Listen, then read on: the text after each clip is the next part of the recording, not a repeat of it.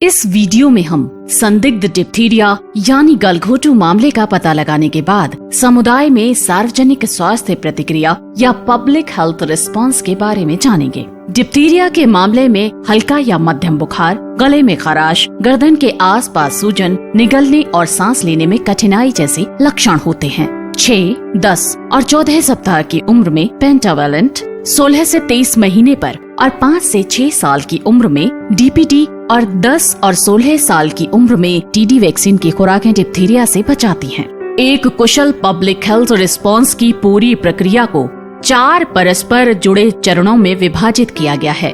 Diphtheria के संदिग्ध मामलों का पता लगाने के लिए समुदाय में सक्रिय केस सर्च किया जाता है।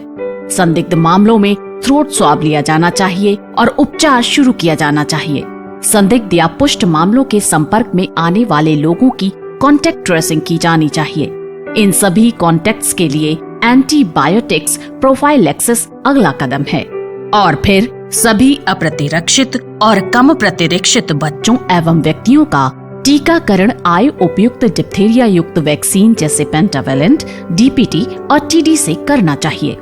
हम एक केस स्टडी के माध्यम से सार्वजनिक स्वास्थ्य प्रतिक्रिया के बारे में जानेंगे। रामपुर गांव में 2 संदिग्ध डिप्थीरिया के मरीजों को जिला अस्पताल में भर्ती कराया गया है। मामलों की जानकारी के 48 घंटे के अंदर रामपुर प्राथमिक स्वास्थ्य केंद्र के प्रभारी चिकित्सा अधिकारी ने गांव में जन स्वास्थ्य प्रतिक्रिया के उपाय शुरू कर दिए। एक्टिव केस सर्च, एएनएम, आशा, लैब टेक्नीशियन और सुपरवाइजरी कर्मचारियों के प्रशिक्षण और उचित माइक्रो प्लान बनाने के पश्चात गांव में सक्रिय मामलों की खोज की गई। टीम ने रामपुर गांवों के सभी 240 घरों का दौरा किया। पोलियो माइक्रो प्लान का उपयोग कर टीम के सदस्यों के बीच घरों का विभाजन किया गया है। प्रत्येक एएनएम स्टाफ सदस्य को एक दिन में लगभग 50 घरों की जिम्मेदारी दी गई।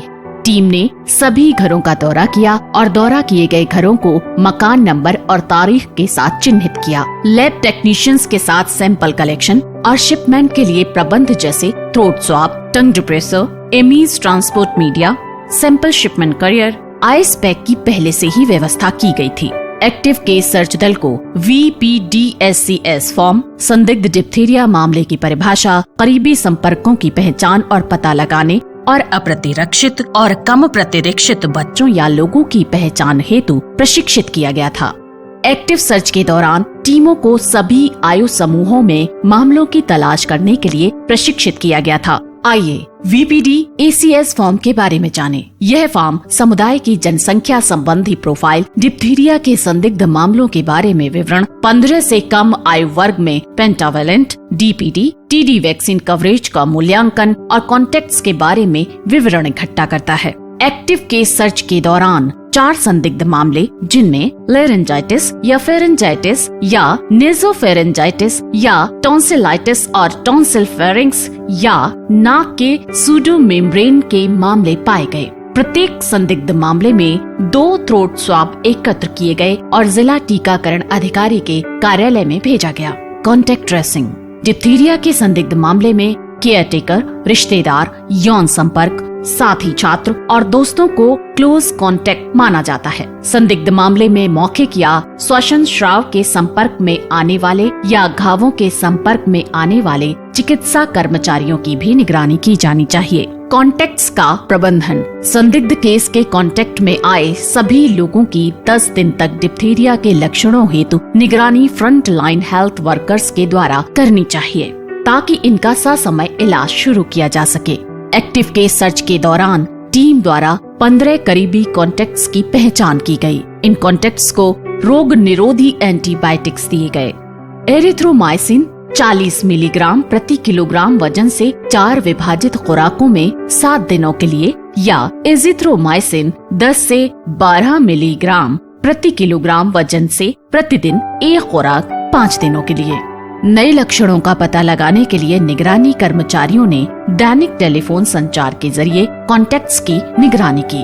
उन कॉन्टेक्ट्स की संख्या जिन्होंने अपने रोग निरोधी एंटीबायोटिक्स लिए और उन्हें पूरा किया, उन्हें VPDACS फॉर्म के साथ केस इन्वेस्टिगेशन फॉर्म में भी दर्ज किया गया। डिप्थीरिया हेतु संवेदनशील व्यक्ति का टीकाकरण, 7 साल से कम उम्र के अप्रतिरक्षित और कम प्रतिरक्षित बच्चों को आयु उपयुक्त पेंटावेलेंट या DPT टीका लेना चाहिए और 7 साल के ऊपर के कॉन्टेक्ट्स जिन्हें पिछले 5 सालों में डिप्थीरिया युक्त टीका नहीं मिला है, उन्हें TD टीके की खुराक मिलनी चाहिए। ACS के दौरान 1 साल से कम आयु के 5 बच्चों को पेंटावेलेंट और 1 से 7 साल के आयु वर्ग के 12 बच्चों को DPT वैक्सीन दिए जाने योग्य पाया गया।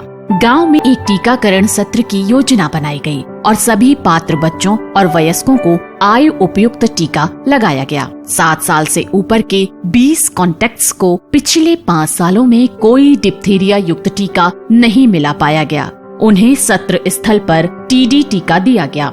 डिप्थीरिया युक्त टीके की कम से कम एक खुराक प्राप्त करने वाले व्यक्तियों की संख्या VPD, ACS फार्म और CIF में दर्ज की गई। 15 दिनों के बाद MOIC ने रामपुर गांव में किए गए सार्वजनिक स्वास्थ्य हस्तक्षेपों पर एक रिपोर्ट भेजी। रिपोर्ट का प्रारूप यहाँ देखा जा सकता है और सारांश इस तरह भरा गया था।